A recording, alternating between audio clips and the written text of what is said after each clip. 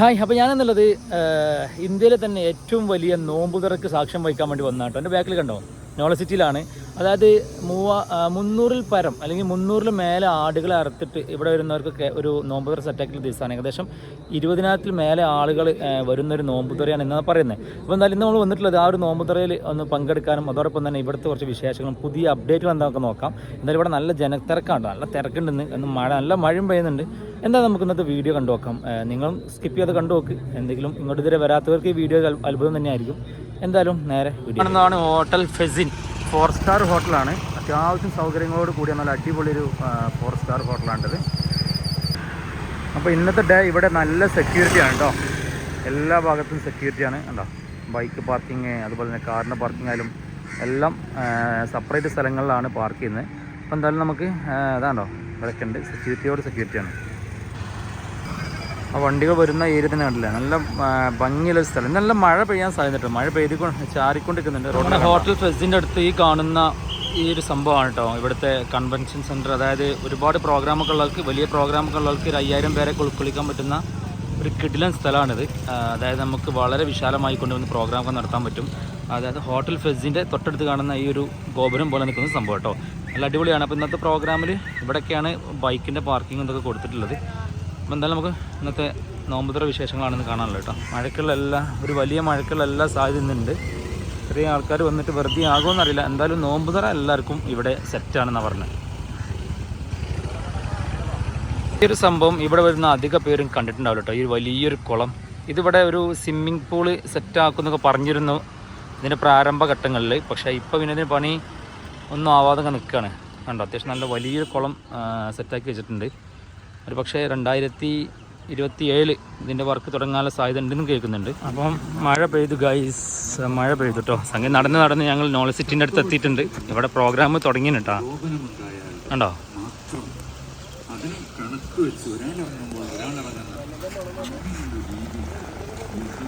അത്യാവശ്യം ആളുകൾ ഇങ്ങനെ വന്നുകൊണ്ടിരിക്കുകയാണ്. നല്ല മഴ പെയ്യുന്നുണ്ട് കേട്ടോ. അപ്പോൾ നമ്മളെ എന്താ പറയുക, ഇവിടെ വരുന്നൊക്കെ ആദ്യമായിട്ട് കണ്ണിന് കുളിർമ്പ് കിട്ടുന്ന കാഴ്ചയാണ് ഈ കാണുന്നത് കേട്ടോ. അതുകൊണ്ട് അയ്യവാ ഇതാ നിൽക്കും നമ്മുടെ ജാമിൽ ഫുത്തു. ലോങ് സൈറ്റിൽ നിന്ന് കാണാൻ നല്ല ഭംഗിയാണ് കേട്ടോ. അതോടൊപ്പം തന്നെ നമ്മൾ നേരെ ഇപ്പുറത്തേക്ക് നോക്കുകയാണെങ്കിൽ മാനം മുട്ടി നിൽക്കുന്ന, മേഘങ്ങൾ തഴുകി നിൽക്കുന്ന നമ്മുടെ വയനാട് മലനിരകളാണ് കാണുന്നത് കേട്ടോ. അപ്പം എന്തായാലും ഇന്നത്തെ നമ്മുടെ നോമ്പുതുറ വെള്ളത്തിലാകാനുള്ള സാധ്യത എല്ലാം കാണുന്നുണ്ട്.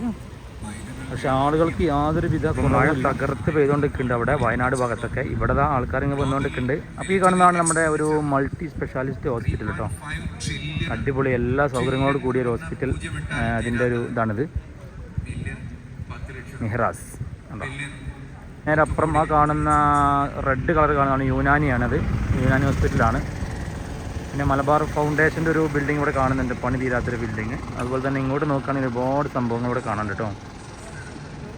ഇപ്പോൾ ഇതുകൊണ്ട് തന്നെ ലൈറ്റിങ്ങിന് നല്ല കുറവുണ്ട്. അതുകൊണ്ട് തന്നെ അധിക പേരും വീഡിയോസൊക്കെ കണ്ടിരുന്ന ആ ഒരു എന്താ പറയുക ഈന്തപ്പന മരങ്ങളാണ് ഈ കാണുന്നത്.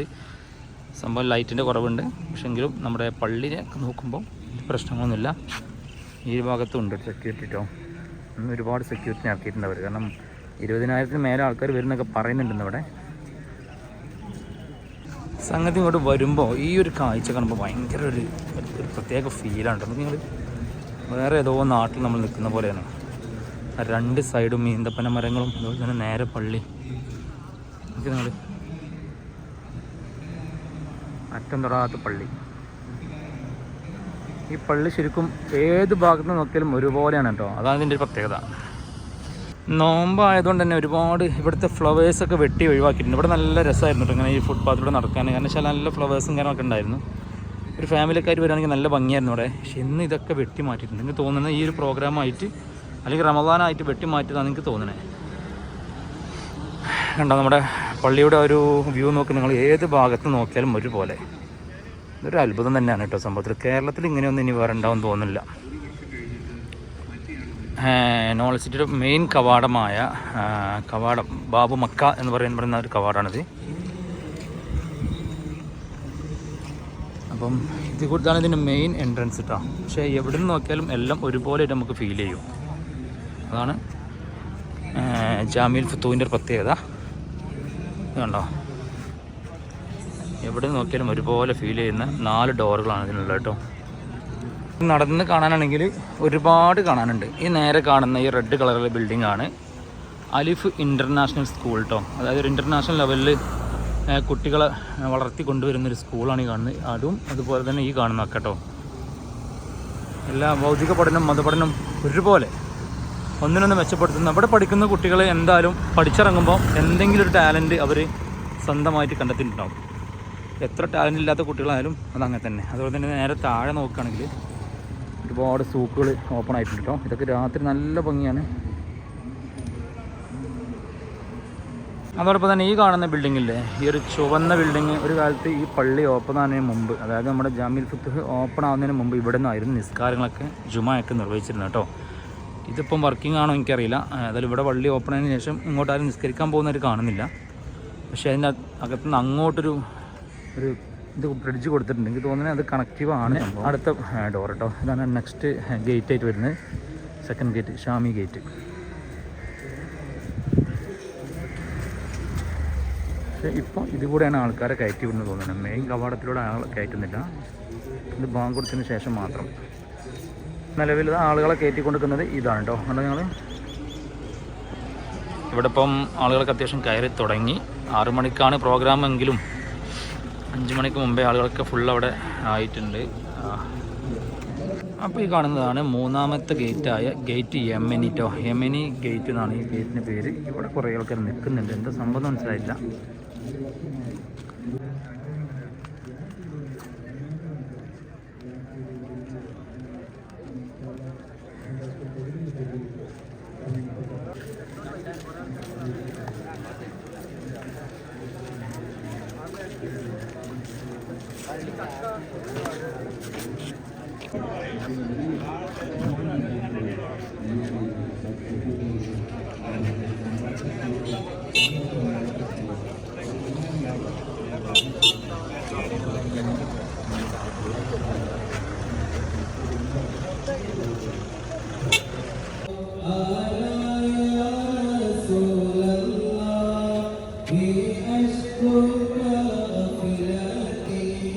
നോക്കി നിങ്ങൾ പള്ളി ഏത് ഭാഗത്ത് നോക്കിയാലും നല്ല ഭംഗിയാണ് കേട്ടോ.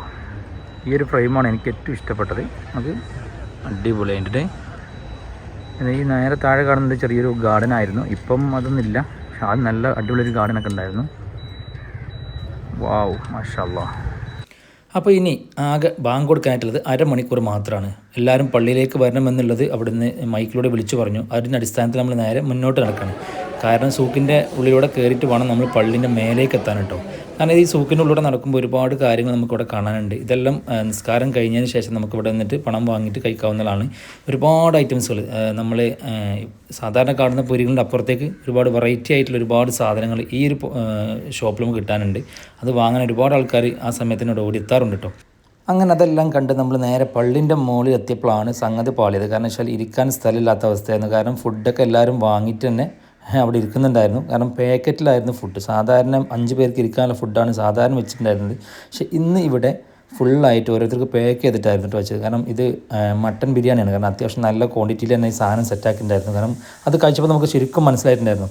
അതുപോലെ തന്നെ ക്ഷമയോടെ കാത്തിരിക്കുന്ന കുറേ ആൾക്കാർ, ഞാൻ പറഞ്ഞല്ലോ 25,000 ആൾക്കാർ വന്നിട്ടുണ്ട് എന്നുള്ളത് തന്നെയാണ് അവിടുത്തെ കമ്മിറ്റി നമ്മൾ അവകാശപ്പെട്ടിരുന്നത്. കാരണം അത്രയും ഫുഡ് പാക്ക് ചെയ്തതൊക്കെ കഴിഞ്ഞിട്ടുണ്ടായിരുന്നു. രണ്ടാമതും ഫുഡ് കൊണ്ടുവന്നിട്ട് പാക്ക് ചെയ്തൊരവസ്ഥ അവിടെ ഉണ്ടായിരുന്നു. കാരണം അന്നത്തെ വളണ്ടിയേഴ്സ് നല്ല പോലെ കഷ്ടപ്പെട്ടായിരുന്നു കേട്ടോ. പിന്നെ പള്ളി ശരിക്കും പറഞ്ഞാൽ ഒരു 6-7 മണിയാകുമ്പോൾ അവിടെ ലൈറ്റ് ഇടും. ആ ലൈറ്റിന് മുമ്പുള്ളൊരു കാഴ്ചയാണ് നിങ്ങൾ കാണുന്നത്. ഓക്കെ, അപ്പം പിന്നെ നമ്മൾ എവിടെ നോക്കിയാലും ആളുകൾ മാത്രം കേട്ടോ. കാരണം ബാങ്ക് കൊടുക്കാൻ ഇനി വെറും 10 മിനിറ്റ് മാത്രമാണുള്ളത്. അതിന് മുമ്പ് എല്ലാ ഭാഗവും അവിടെ പള്ളിയുടെ മുറ്റം മൊത്തം ആൾ നിറഞ്ഞൊരവസ്ഥയായിരുന്നു. കാരണം ഇതൊരു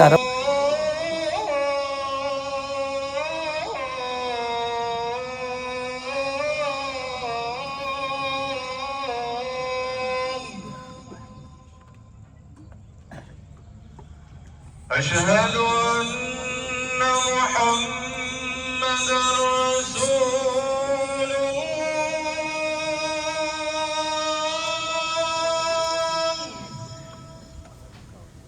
അങ്ങനെ ഒരിക്കലെങ്കിലും ഇതൊക്കെ ഒന്ന് വന്ന് കാണാൻ താല്പര്യമുള്ള ഒരു റമദാനിന് മുമ്പായിട്ട് തന്നെ വരിക. കാരണം ഈ ഒരു കാഴ്ച റമദാനിന് മാത്രമേ ഉണ്ടാവുള്ളൂ. പിന്നെ ഇത്രയും ആൾക്കാർ റമദാൻ 16-ന് ഉണ്ടാവുള്ളൂ കേട്ടോ.